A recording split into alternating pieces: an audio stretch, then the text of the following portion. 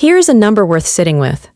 Financial planners have spent 4 decades telling Americans that they'll need roughly 70 to 80% of their working income to live comfortably in retirement.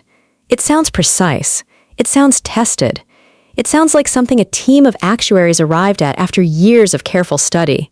It wasn't nearly as universal as it came to be presented. The 70 to 80% figure did emerge from real planning research decades ago in a world before retirement calculators or easy access to financial modeling. A genuine attempt to give people a starting point. But somewhere along the way, that starting point stopped being a rough estimate and started being treated like gospel. It got printed in brochures, repeated by advisors, passed down as if it were a law rather than a guess. Nobody set out to deceive anyone. The lie isn't in where the number came from. It's in how long it outlived the retiree it was built for. Someone with a pension, lower healthcare costs, and a shorter life expectancy. And how few people ever stopped to ask whether it still applied to them. This is a story about that number, and about the comfortable, quietly dangerous belief built on top of it, that if you hit some version of that percentage, you'll be fine. Millions of Americans are steering their entire financial lives by a compass that was never calibrated for them. Let's take it apart, piece by piece. Start with the man at the center of this story. Call him Walter. Walter isn't one specific person. He's a composite, built from the financial patterns of a huge number of American workers, the kind of retiree that shows up again and again in national retirement surveys. Walter worked 38 years in logistics management. He contributed to his 401k. He paid off his house. He did, by most measures, everything right. And when he sat down at 63 to actually map out his retirement income, the math didn't behave the way the 70% rule had promised him it would. The first crack in the myth is the most basic one. Most people don't actually know what they spend now, let alone what they'll spend later. Retirement planning built around a flat percentage of income assumes that expenses simply shrink on their own once the paycheck stops. Commuting costs disappear. Work clothes disappear. Maybe the mortgage is paid off. All true, sometimes. But that same framework quietly assumes other costs stay flat or shrink too. And healthcare, the single most volatile and least predictable line item in anyone's retirement budget, does the opposite. It grows. Often sharply, and often right when income is at its most fixed.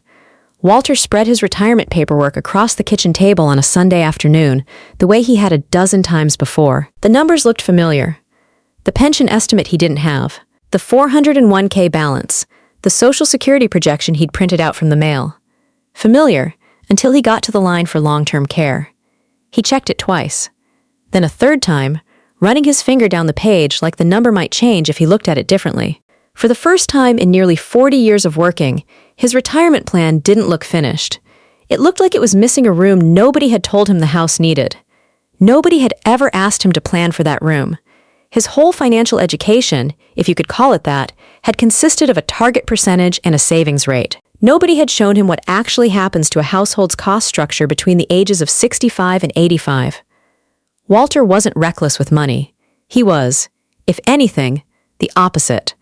The kind of saver who clipped coupons out of habit rather than necessity, who drove the same car for 11 years, who treated debt as something to be avoided rather than managed. If the old formula was ever going to work for anyone, it should have worked for him. That's what makes his story useful. He's not a cautionary tale about bad habits. He's a cautionary tale about a good plan built on a bad assumption. So let's follow the money the way Walter eventually had to. But Walter's biggest surprise wasn't healthcare. It was something he'd been paying into his entire working life. The first myth to fall is Social Security. Ask most working Americans what role Social Security will play in their retirement, and you'll hear some version of, "It'll cover the basics," or "It's a safety net underneath everything else." That framing isn't entirely wrong. Social Security was never designed to be a retiree's only income source. It was built, from its 1935 origins, as one leg of a three-legged stool: Social Security, employer pensions, and personal savings.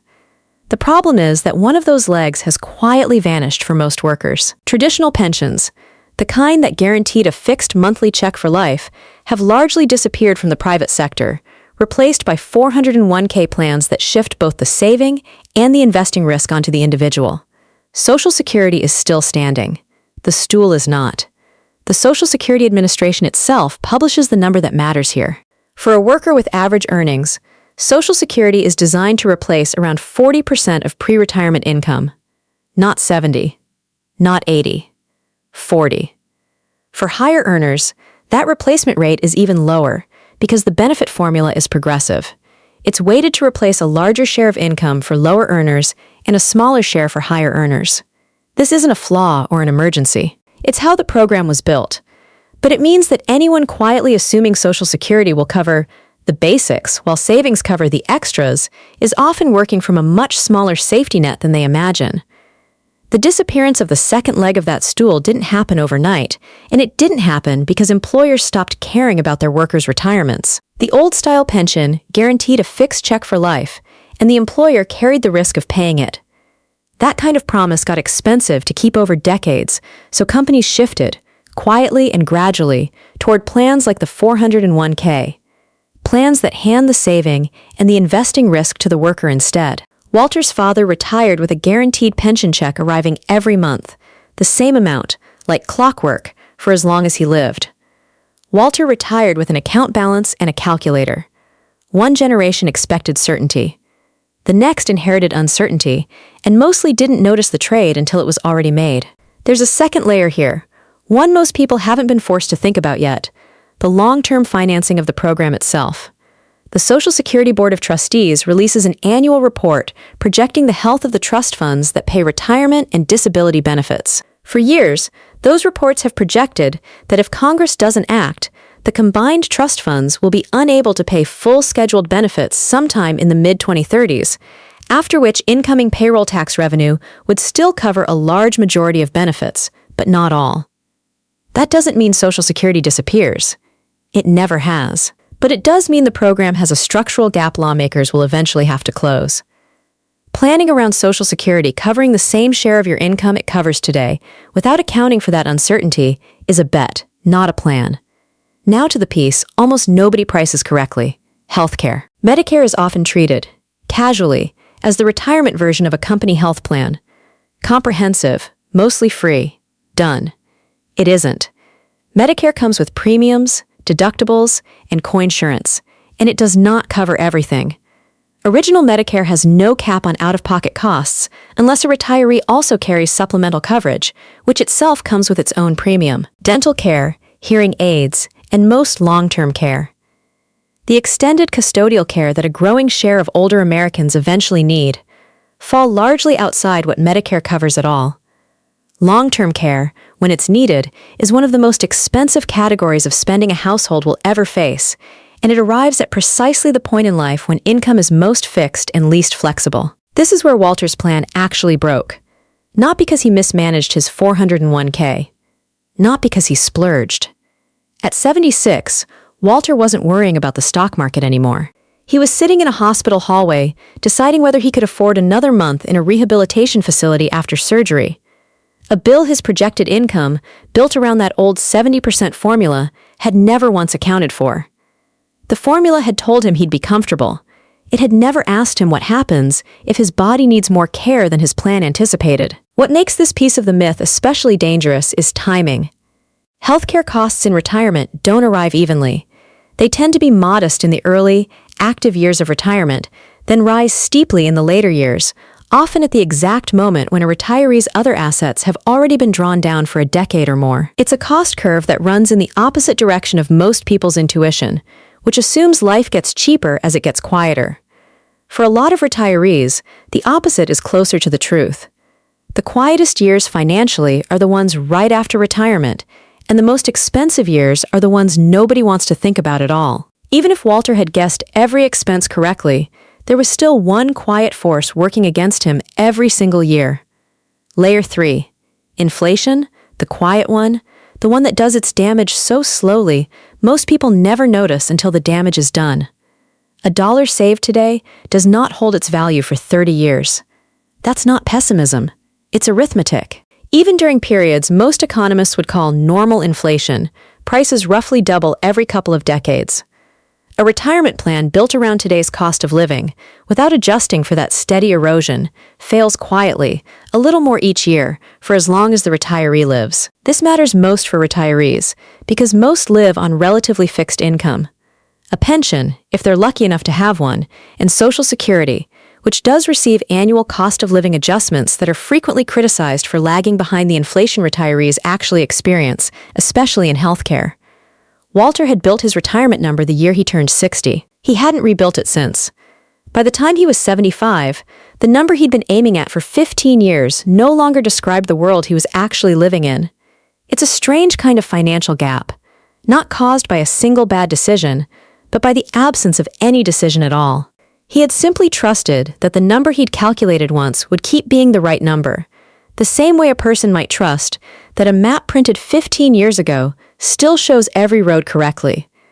Nobody warns you about inflation the way they warn you about a stock market crash, because it doesn't announce itself. There's no headline, no single bad day, no moment where the number on the account statement drops and forces a reaction. It just erodes, a percent or two a year, invisible in any single month and unmistakable over 20 years, and by the time it's obvious, there's very little runway left to correct for it. Up to this point, the story has been about problems. This next part is about the one advantage most people still have. 3 myths down. One more piece left, and it's the one with the most power to change an outcome. Because unlike Social Security policy or healthcare costs, it's the one variable almost entirely within an individual's control: time. Here's where the story needs a second character, someone to stand next to Walter so the shape of this last piece becomes visible. Call her Renee. Renee started contributing to a retirement account at 25, putting in a modest, unglamorous amount every month and increasing it slowly as her income grew. She never made a dramatic bet on a hot stock. She never timed the market.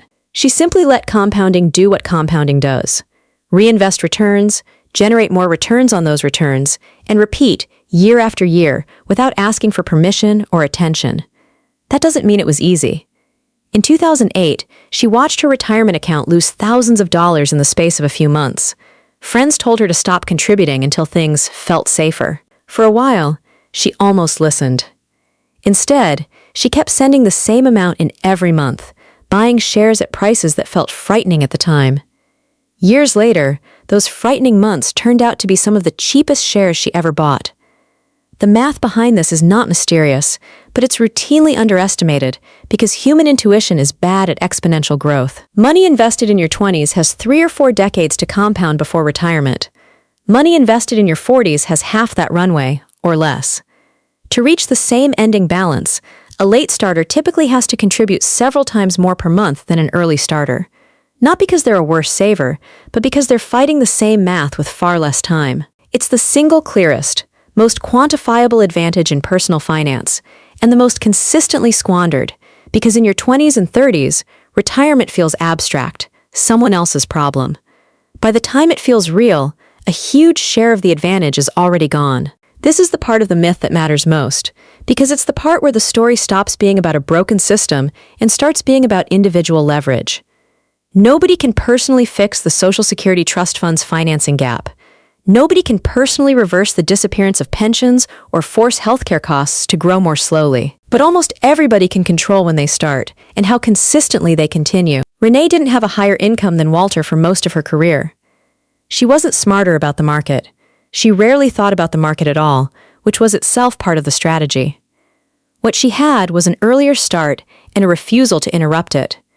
When a recession hit and her account balance dropped, she didn't stop contributing or pull her money out to wait for things to stabilize. She kept buying, month after month, at whatever price the market happened to be offering, a habit that quietly worked in her favor precisely because it removed emotion and timing from the equation. It's an unglamorous strategy. It doesn't make for an exciting story in the moment. It only becomes a story decades later when the shape of the outcome becomes impossible to ignore. That's the part of this myth that's easiest to miss, because it doesn't look like a lie in the moment it's being believed. Nobody in their late 20s consciously decides, I will let the next 15 years of compounding go to waste. It happens by default, by postponement, by the very reasonable sounding logic that there will be more time later, more income later, more clarity later. The cost of that postponement is invisible in the moment it's incurred and only becomes visible decades on, which is exactly what makes it so easy to underestimate and so hard to reverse once the decade is gone. So where does that leave the 70 to 80% rule? The number this whole story started with? Not abandoned, Exactly. Reframed. It was never a law of nature. It was a rough planning shortcut built for a retiree who doesn't really exist anymore. One with a pension, lower healthcare exposure, and a shorter life expectancy than today's retirees, who are, on average, living meaningfully longer than the generation the original rule was built around. A longer retirement isn't just a nice outcome. It's a bigger number to fund. Every extra year of life is another year of expenses that the old formula never priced in. The real lesson isn't a replacement number to memorize. It's a different way of asking the question. Instead of what percentage of my income will I need, the better question is, what will my actual expenses look like, broken into pieces? Housing, healthcare, daily living, and the unpredictable.